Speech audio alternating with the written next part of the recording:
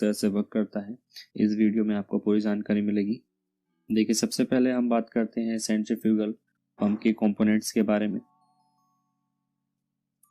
और उसके बाद हम जानेंगे उसकी वर्किंग के बारे में, ये किस तरह से वर्क करता है। तो सबसे पहले जानते हैं कंपोनेंट्स। तो इसमें सबसे पहले आता है वाटर सम्प। जहां से वाटर को सक करना होता है उस एरिया को बोलते हैं वाटर सम्प।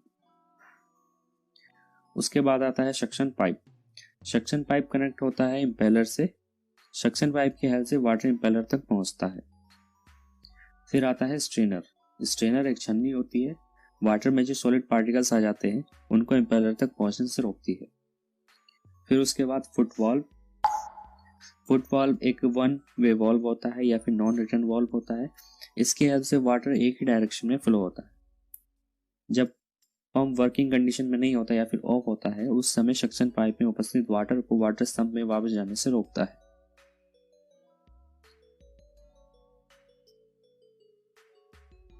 अब उसके बाद आता है इम्पेलर। इम्पेलर सेंट्रीफ्यूगल पंप का सबसे इंपॉर्टेंट पार्ट होता है, जो कि मोटर की शाफ्ट से कनेक्टेड होता है और शाफ्ट के साथ उसके डायरेक्शन में रोटेट करता है। ये 3 प्रकार के होते हैं। सेंट्रीफ्यूगल पंप में मोस्टली तीन प्रकार के इम्पेलर का यूज किया जाता है। सबसे पहले आता है क्लोज्ड इम्पेलर, फिर सेमी ओपन इम्पेलर और उसके बाद ओपन इम्पेलर। क्लोज्ड इम्पेलर का यूज कम विस्कोसिटी वाले लिक्विड के लिए होता है, जैसे कि वाटर, एसिड और hot water. Semi open impeller का यूज इंडस्ट्री में किया जाता है, क्योंकि इंडस्ट्रीज में फाइब्रस मटेरियल होता है, जैसे कि चीनी, गुड़, कागज की लुगदी और सीवरेज वाटर। उसके बाद ओपन इम्पेलर।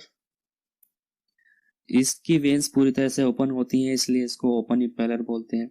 इसका यूज वहां पर किया जाता है जहां पर काफी रफ ड्यूटी परफॉर्म करनी होती है, जैसे कि रेत व पानी का मिक्सचर, स्मॉल सॉल्ट पार्टिकल्स, चीनी मिट्टी इत्यादि।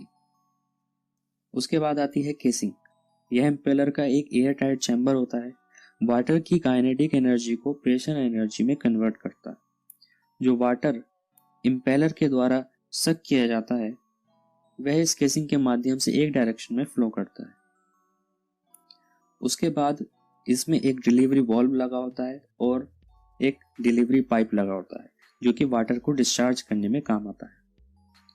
अब इसकी वर्किंग को हम समझेंगे, किस तरह से इसको यूज किया जाता है या फिर इसको स्टार्ट किस तरह से किया जाता है, उसके बारे में हम समझेंगे। सबसे पहले डिलीवरी वाल्व को क्लोज कर देते हैं। उसके बाद पंप प्राइमिंग की जाती है। प्राइमिंग में सक्शन पाइप केसिंग से डिलीवरी वाल्व तक वाटर भरा होता है, ताकि सभी कंपोनेंट से एयर पूरी तरह से बाहर चली जाए। यदि सेंट्रीफ्यूगल पंप की प्राइमिंग नहीं की जाती है तो ऐसी कंडीशन में इंपेलर के अंदर एयर पॉकेट्स जमा हो जाते हैं और फिर वर्टिसेस ज़्यादा बनती हैं, जिससे वाटर के फ्लो में डिसकंटिन्यूटी प्रोड्यूस होती है। अब प्राइमिंग हो चुकी है, लेकिन अभी भी डिलीवरी वाल्व बंद रहेगा। अब मोटर की हेल्प से इंपेलर को रोटेट किया जाता है। इंपेलर के रोटेट होने पर केसिंग में वैक्यूम क्रिएट होता है। इंपेलर की स्पीड धीरे धीरे इंक्रीज होती रहती है, जब तक कि इंपेलर अपनी नॉर्मल स्पीड पर रोटेट नहीं करता।